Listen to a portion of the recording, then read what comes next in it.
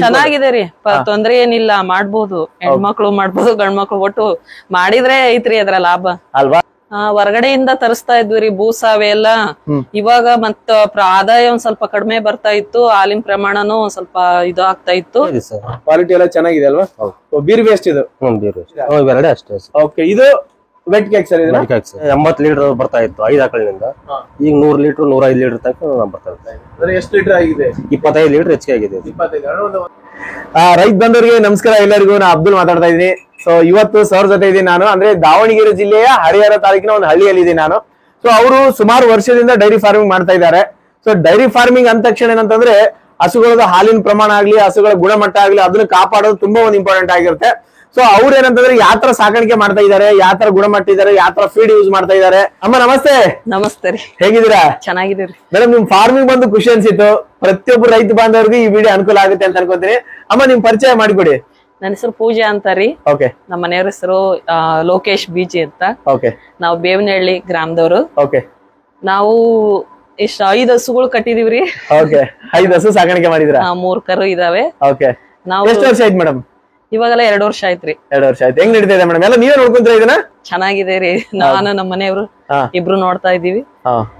ಬೆಳಗ್ಗೆ ಎದ್ದು ಎಲ್ಲ ಕೆಲಸ ಎಲ್ಲ ಕ್ಲೀನ್ ಆಗಿ ಕೊಟ್ಟಿಗೆ ತೊಳೆಯೋದು, ಆಮೇಲೆ ಹಸುಗಳು ಸ್ನಾನ ಮಾಡ್ಸೋದು ಅವೆಲ್ಲ, ಆಮೇಲೆ ತಿಂಡಿ ಹಾಕೋದು, ತಿಂಡಿ ಕೊಟ್ಟು ಹಂಗೆ ಹಾಲ್ ಕರಿತೀವ್ರಿ. ಮಿಷಿನ್ ಇದೆ ಹಾಲ್ ಕರಿಯೋದು. ಆಮೇಲೆ ನೆಕ್ಸ್ಟ್ ಅವೆಲ್ಲ ಹಾಲ್ ಹಾಕ್ ಬರ್ತಾರೆ.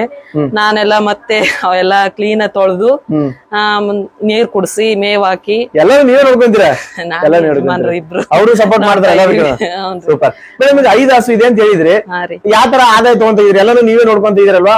ಮಾಡುವಂತ ಮಹಿಳೆಯರಿಗೆ, ಅಮ್ಮಂದ್ರಿಗೆ ಏನಂತ ಹೇಳ್ತಾರೆ ನೀವು ಅಲ್ಲಿ? ಈಗ ಚೆನ್ನಾಗಿದೆ ರೀ, ತೊಂದ್ರೆ ಏನಿಲ್ಲ, ಮಾಡ್ಬೋದು. ಹೆಣ್ಮಕ್ಳು ಮಾಡ್ಬೋದು, ಗಂಡ್ಮಕ್ಳು ಒಟ್ಟು ಮಾಡಿದ್ರೆ ಐತ್ರಿ ಅದ್ರ ಲಾಭ ಅಲ್ವಾ. ಈಗ ಫುಡ್ ಅನ್ನೋ ವಿಚಾರಕ್ಕೆ ಬಂದಾಗ ಯಾವ ತರ ಆಗ್ತಿದ್ರಿ ಹಸುಗಳಿಗೆ?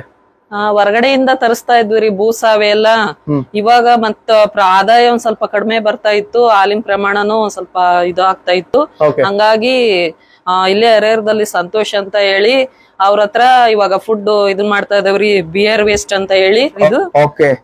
ಇದರಿಂದನ ಹಾಲಿನ ಪ್ರಮಾಣ ಇವಾಗ ಇಳುವರಿ ಚೆನ್ನಾಗಿ ಬರ್ತಾ ಇತ್ತು. ಇದು ಅಂತ ಕೇಕ್ ಅಂತ ಹೇಳಿ.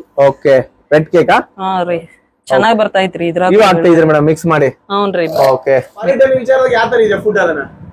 A1 ಕ್ವಾಲಿಟಿ ರೀ, ಚೆನ್ನಾಗಿದೆ, ಚೆನ್ನಾಗ್ ಬರ್ತಾ ಐತಿ ಅದು. ನಮಗ್ ಅದು ಬಹಳ ಕಾಸ್ಟ್ ಆಗದ್ರಿ. ಫಸ್ಟ್ ತಂದಿದ್ವಲ್ ಫುಡ್ 1300-1400 ರೂಪಾಯಿ 50 kg ನಮಗೆ ಬ್ಯಾಗ್ ಸಿಗೋದು. ಈಗ ನಮಗೆ 800-850 ರೂಪಾಯಿ ಒಂದು 50 kg ಸಿಗ್ತಾ ಇತ್ತು. ಇದು ನಮಗೆ ಇನ್ನೊಂದು ವೆಟ್ ಕೇಕ್ 2. ಆಮೇಲೆ ಇದು ನಮಗೆ ಇದು ಡಿಗ್ರಿ ಕಮ್ಮಿ ಬರೋದು, ಫ್ಲಾಟ್ 28-30 ರೂಪಾಯಿ ಒಳ ಬೀಳೋದು ಸ್ಟಾರ್ಟಿಂಗ್.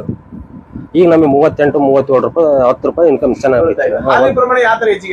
ಫಸ್ಟ್ ನಮಗೆ 80 ಲೀಟರ್ ಬರ್ತಾ ಇತ್ತು 5 ಆಕಳಿನಿಂದ. ಈಗ 100 ಲೀಟರ್ 105 ಲೀಟರ್ ತನಕ ಬರ್ತಾ ಇದೆ. ಎಷ್ಟು ಲೀಟರ್ ಆಗಿದೆ? 25 ಲೀಟರ್ ಹೆಚ್ಚಿಗೆ ಆಗಿದೆ. 25 ಲೀಟರ್ ಹೆಚ್ಚಿಗೆ ಆಗಿದೆ. ನಮಗೆ ಅಲ್ಲಿ ಕನಿಷ್ಠ ಒಂದು ಚೀಲಕ್ಕೆ 500 ರೂಪಾಯಿ ಉಳಿತಾಯನೂ ಆಗ್ತಾ ಇತ್ತು.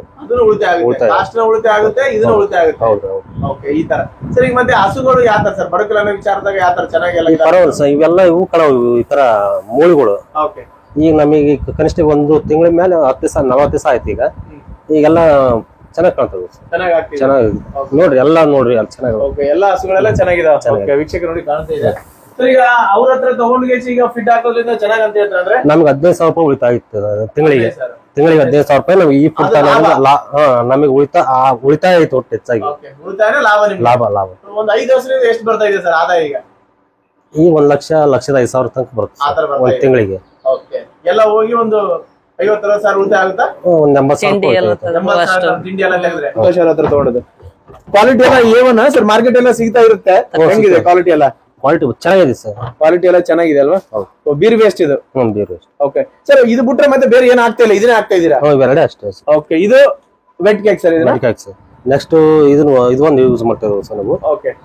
ಇದರಿಂದ ನಮಗೆ ಬೆಳಗ್ಗೆ 50 ml ಹಾಕ್ತಿವಿ, ಸಾಯಂಕಾಲ 50 ml ಹಾಕ್ತಿವಿ ಒಂದು ಹಸುವಿಗೆ. ನಮಗೆ ಇದು ಗರ್ಭ ನಿಲ್ಲಕ್ಕ, ಆಮೇಲೆ ವೀಕರ್ ಅಂತ ಹಸುಗಳು ಹೆಲ್ತಿ ಇದಕ್ಕೆ ಚೆನ್ನಾಗುತ್ತೆ ಸರ್.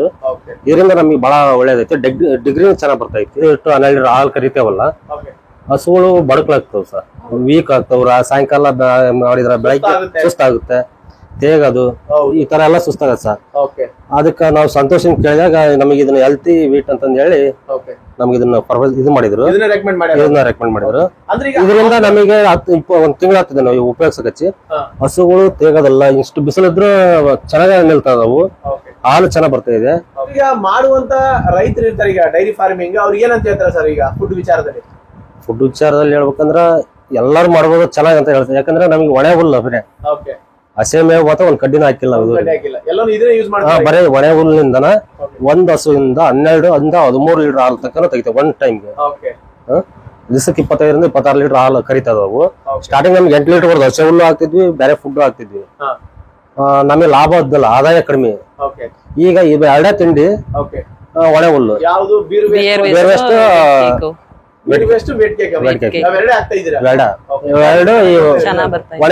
ಒಣ ಹುಲ್ಲು ಅಷ್ಟೇ, ಹೊರಗಿಂದ ಯಾವ ಹುಲ್ಲು ಅದ್ರ ಮೇಲೆ ನಡೆಸ್ತಾ ಇದ್ದೀರಾ. ಓಕೆ ಮೇಡಮ್, ಥ್ಯಾಂಕ್ ಯು, ನಮಸ್ತೆ.